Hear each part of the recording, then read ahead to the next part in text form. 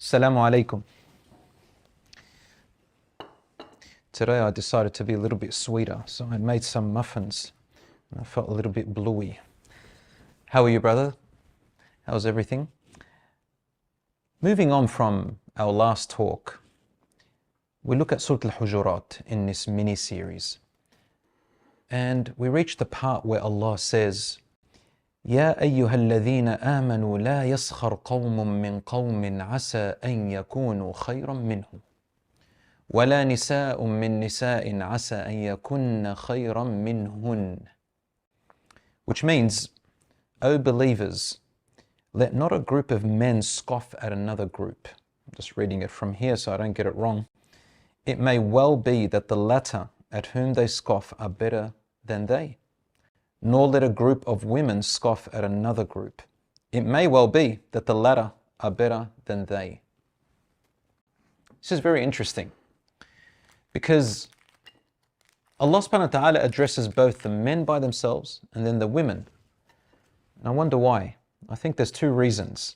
From what I read in the tafsir, it means that at the time of the Prophet, peace be upon him, men didn't often mix with women and women didn't often mix with men. That was just their culture.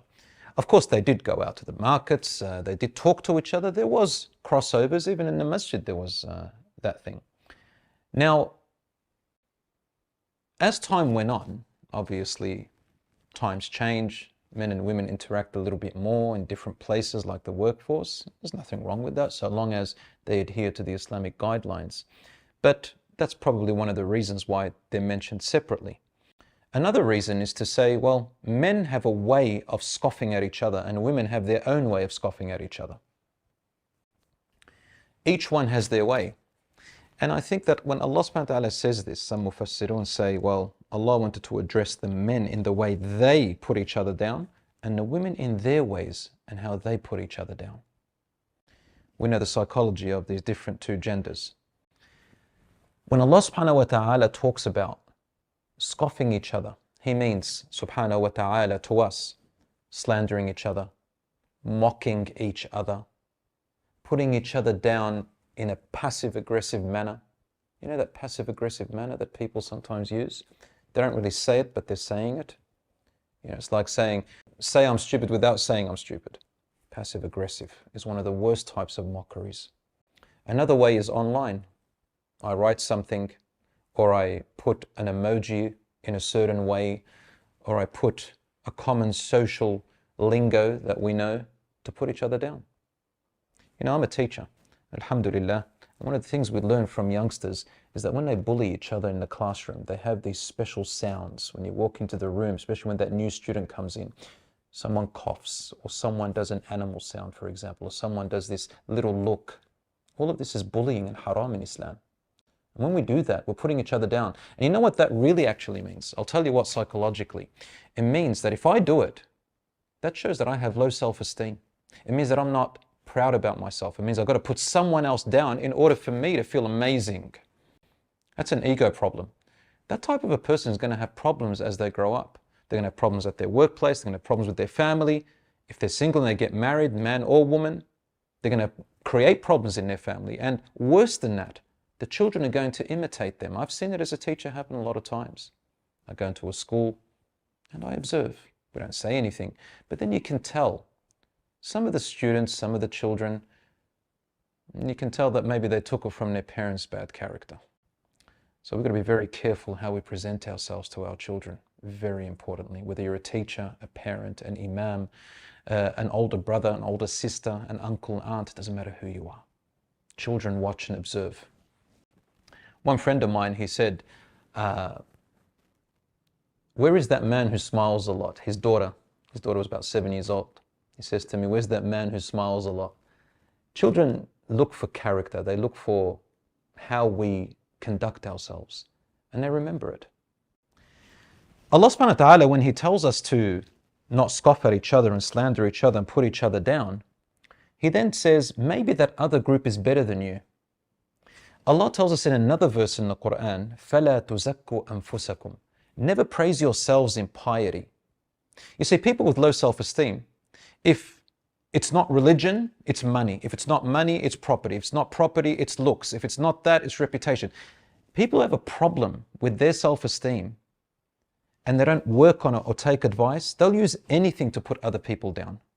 And there are some people who go into the religion to put other people down, to use the religion to try and rise above others. And that's why Allah says, فَلَا تُزَكُّوا أَنفُسَكُمْ هُوَ أَعْلَمُ بِمَنِ اتَّقَى. Don't praise yourselves in piety. Don't say, I'm religious, I pray. Even if it's just passively, such as when someone says, last morning I woke up for Fajr, and then they emphasize it. And then they tell you some other story that's not related to that. Well, people say that, and of course we cannot talk about their intentions, and we shouldn't. But let's look at our own selves. If we do that all the time, it's as if we're praising ourselves to be above someone else. Another situation is when, let's say someone's getting the attention, whether they've got a nice voice in the Qur'an, or they've got some knowledge, or they're up on stage, or everyone calls them to pray imam, or let's say someone praises the hijab of a particular sister, or the looks, or something like that from a religious aspect, and then they want the attention to come to them, so they either put them down, or they scoff them, or they say something about their faults that they know about, which makes the situation even worse. And the whole thing that they're after is just to bring the attention to myself, me, myself, and I. This is actually a disease of the heart, when I need all attention on myself. And I think we live in a modern era where that's what it's all about. It's all about me, myself, and I.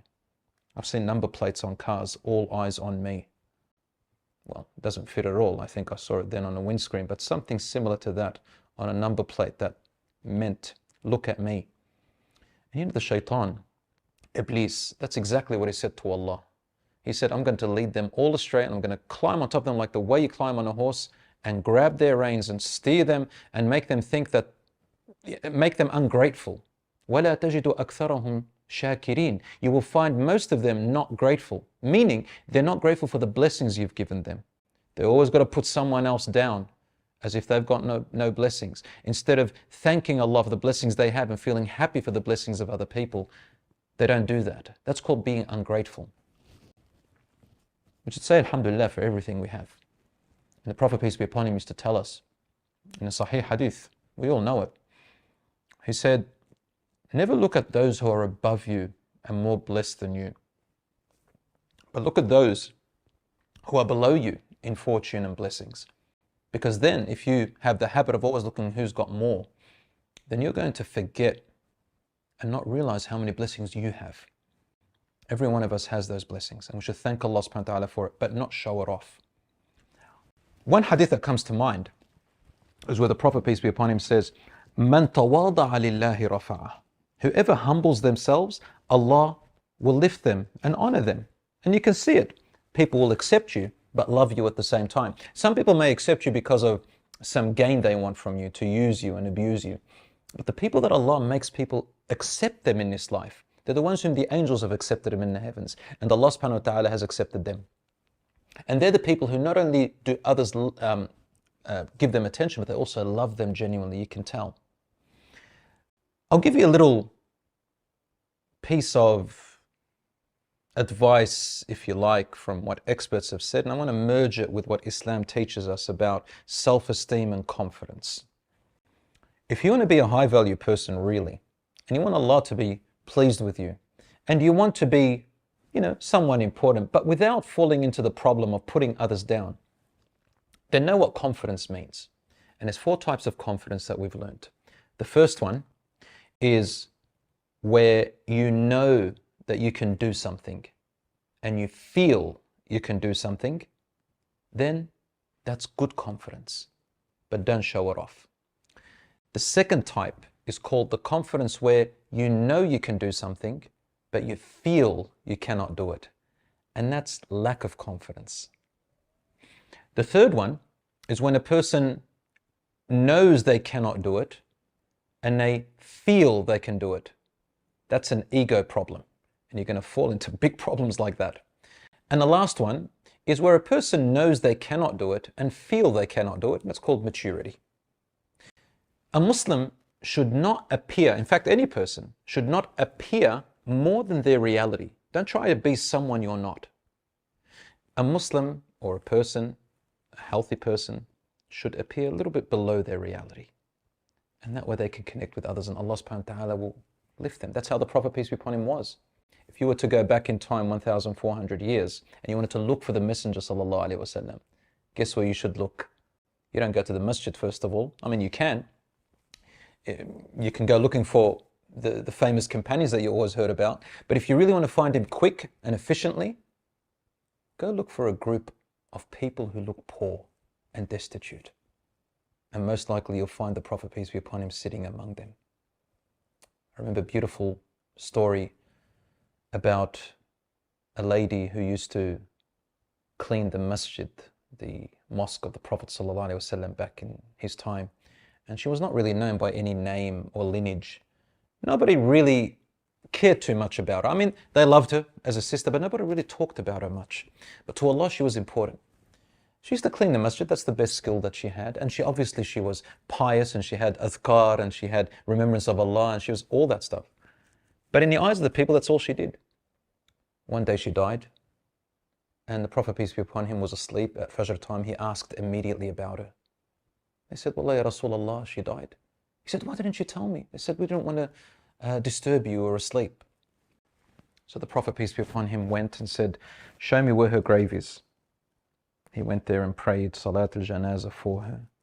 And he said, my dua reaches these beautiful people, these believers in their graves, and fills it with light after darkness.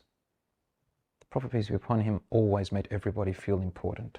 And when you met him, even he did not appear that he's superior to you. He used to always say, Innama ana abdullahi wa rasuluh. I am, in fact, the slave of God and his messenger.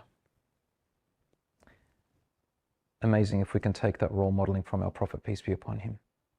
And you'll be something huge, not only in this world, but not only in the hereafter, but also in this world as well. You just got to humble yourself and listen to those beautiful verses. Till next time. Assalamu Alaikum wa rahmatullahi wa barakatuh.